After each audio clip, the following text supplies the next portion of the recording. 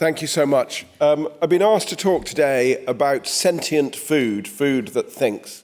And I wanted basically to look back at how we thought about animals and eating animals 150 years ago, and then think about how we might think about that in 150 years' time, and what we need to do in between those two things. I wanted to start that Ravenous is basically a hopefully gripping and popular, engaging rewriting of the food strategy, because as soon as we'd finished the food strategy, we realized that no one is going to, no one sane is going to download a government strategy from their website and read it, and you change systems by changing how people think about them. And I wanted to start with a couple, there are many excellent charts in the book and the strategy, and I can say that because the team created them and not me. And I wanted to start with two of those, just to give a kind of historical perspective on this. So the first chart shows the world as it was in 10,000 BC. And the two circles, the tiny little blue circle, is the combined weight of all the people, the 2.5 million people on the planet in 10,000 BC. And the brown circle is the weight of all of the wild animals, defined as land-dwelling vertebrates and birds. And at this stage, we had already developed a lot of the technologies, a lot of the things that would enable us to become the world's dominant species. And in particular, we had worked out how to kill and cook animals, which enabled us to eat much more nutritious diets than our ape cousins, which enabled us to grow huge brains, which enabled us in 10,000 BC, when the climate stabilized, this was the beginning of the Holocene, with this extraordinary period of stable climate that we are still in, even though we're doing our best to change that, we could plan and we could develop agriculture, and this agriculture enabled us to create a food surplus, which enabled us to create civilization as we know it today.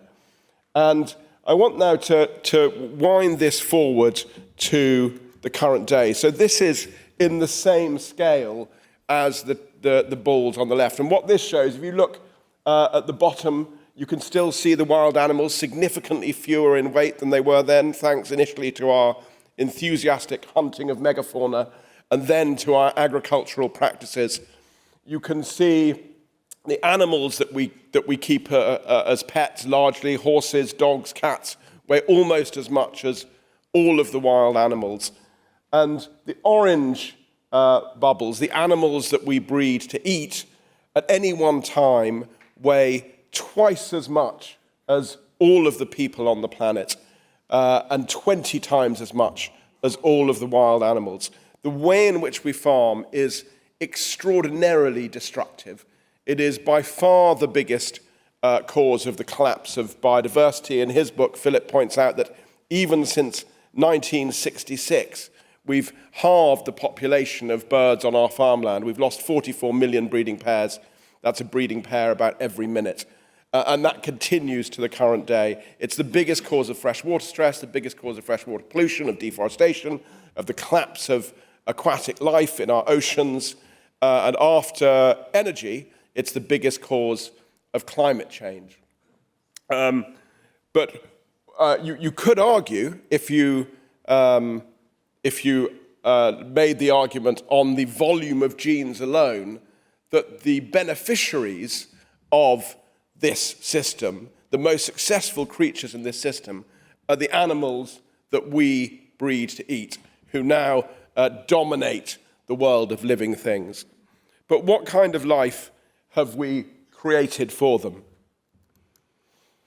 Most animals currently, the vast majority of animals currently live in some way restrained, often in pens and cages.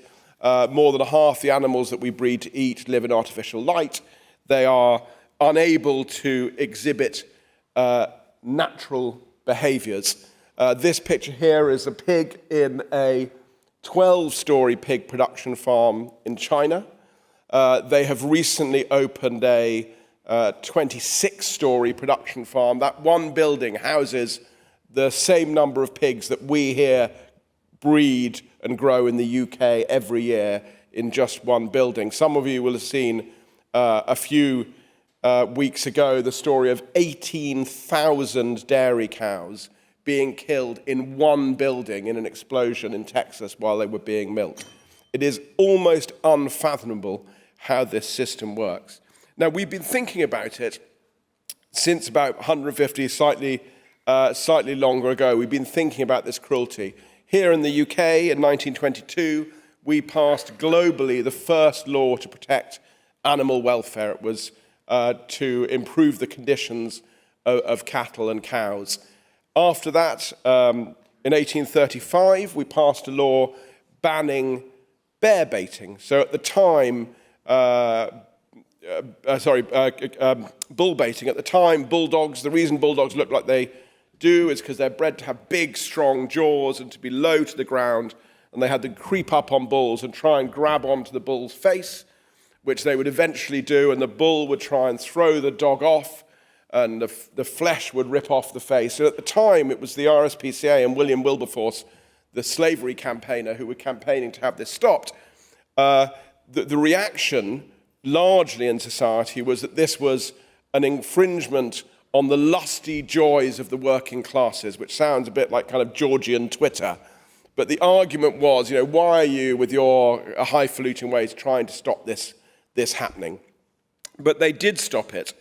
Largely at the time, they stopped it not because they cared or thought that the animals necessarily suffered, but they felt in the Christian way that man had been given dominion over all the animals of the world. So we were allowed to treat the animals as we wanted. We had dominion over them. But it said something, the way in which we treated them said something about us as Christians, so we needed to treat them to be godly, to behave in a way that was godly. One of the people who disagreed with this prognosis was Charles Darwin. Charles Darwin was one of the first people to argue that animals' experience of life was not dissimilar, was on a continuum with human experience of life. He wrote, "There is no fundamental difference between man and the higher animals in their mental faculties. They manifestly feel pleasure and pain, happiness and misery." And the famous phrase in The Origin of Species that he wrote was natura non facit saltum. Nature does not make jumps. Now, at the time, Darwin was ridiculed for this position. And this is a cartoon showing him as an ape. But he has shown to be correct and continues to be shown to be correct. So if you look at experiments now measuring sentience in animals, we know that crabs and lobsters feel pain. If you hurt a crab's claw, it will protect it if it goes in the area where it hurt its claw, where it received an electric shock. We know that fish have memories and play. We know that some of the higher species, such as monkeys, understand things like justice. There is an extraordinary experiment, which you can see on YouTube, where they had some monkeys and they brought them up to a feeding station. And you see the two monkeys there, and the monkeys give the person who's engaging with them a rock, and the person gives the grape to the monkey. And they do this, and the two monkeys eat the grapes. And then after a while, the monkey on the left gives the person a rock, and he gives this monkey a piece of cucumber. And you could see this monkey looking at this piece of cucumber, looking over at the other monkey, and then throwing it back in disgust at the person he was interacting with. He had neither grape nor cucumber, but he'd made his point, which I'm sure we can all empathize with. So this research has also spread into farming. So we now know, for example, that most dairy cows are removed from their calves, are removed from their mothers within 24 hours. The mothers bellow, often for more than a day, at the loss of their calf. And if you take those calves and bring them back to the herd 6 months later, they exhibit the behavior of human children who have had absent parents. They are not social, they're more cautious, they don't lead the herd.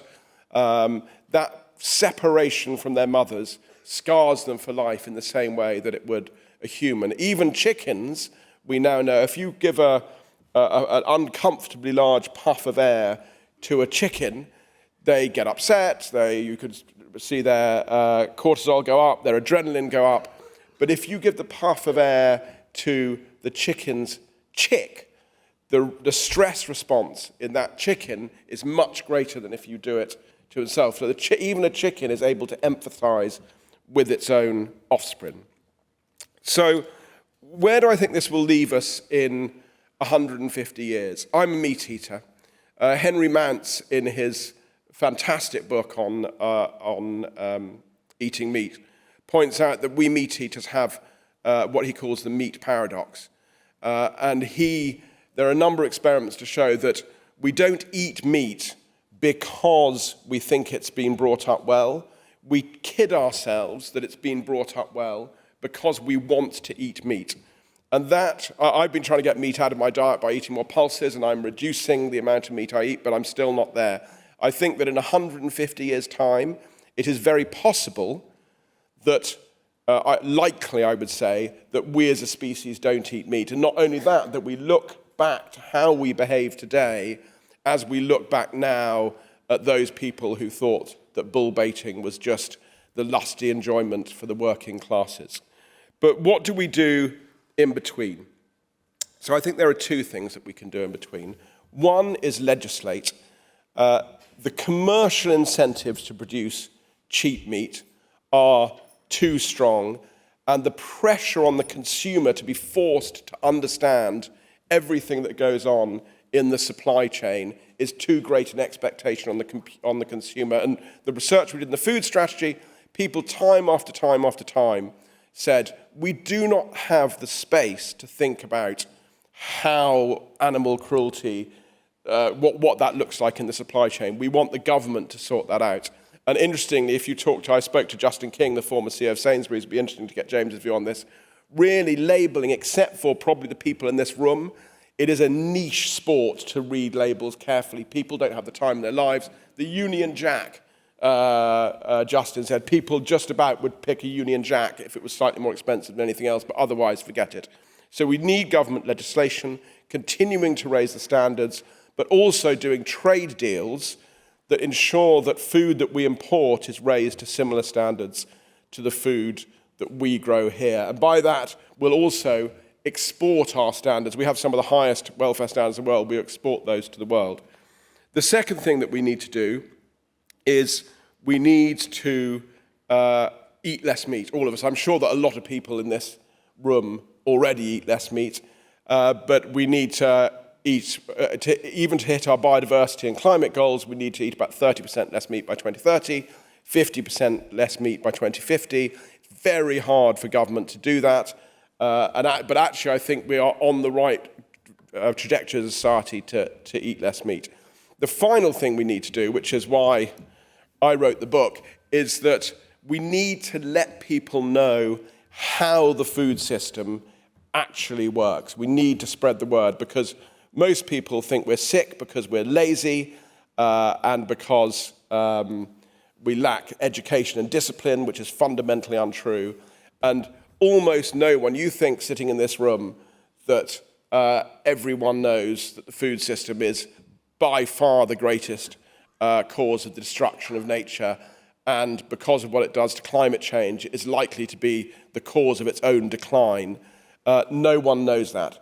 So our job is to go out and to spread the word in our communities, and if you have influence in society. I'm very sorry that I have to leave to go and chair an urgent emergency meeting, so I won't be able to be here at 11, but thank you very much for inviting me. It's been a real privilege, and do carry on fighting the good fight.